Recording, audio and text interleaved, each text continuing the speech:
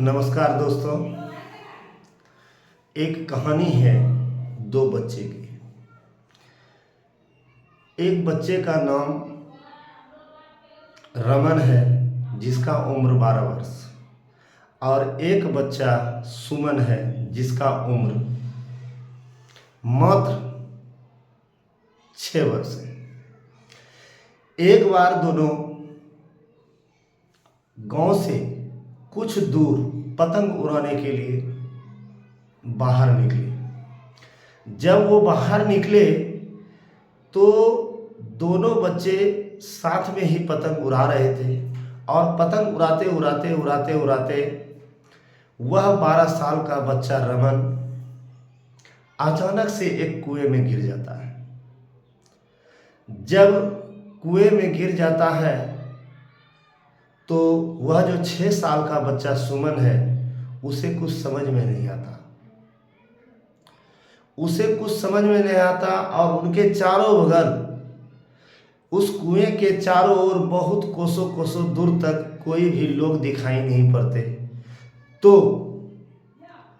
सुमन के मन में एक बात उत्पन्न हुई कि जितना देर हम लोगों का इंतजार करेंगे उतना देर में इस कुएं पर रखा हुआ बाल्टी से बंधी हुई रस्सी को ही हम नीचे कुएं में डालते हैं ताकि ये रमन के पास पहुंच जाए और रमन इसको पकड़ कर रखे। लेकिन उन्होंने ऐसा किया ही नहीं।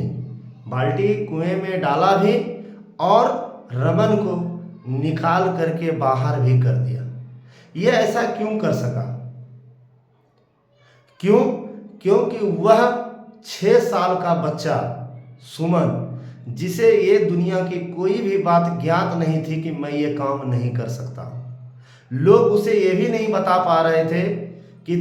बताने वाले नहीं थे कि तुम ये काम नहीं कर सकता। और उन्होंने जैसे ही रमन को बाहर निकाला, जब ये घटना गांव वालों को पता चली तो गांव वाले ने कहा तुमने ऐसा कैसे किया? तो ये सुमन बोलते हैं कि मुझे कुछ नहीं पता, जो होना था वो मैंने कर दिया। मैं ऐसा इसलिए कर सका कि वहां पर कोई लोग नहीं थे, बस मैं ही एक अकेला था।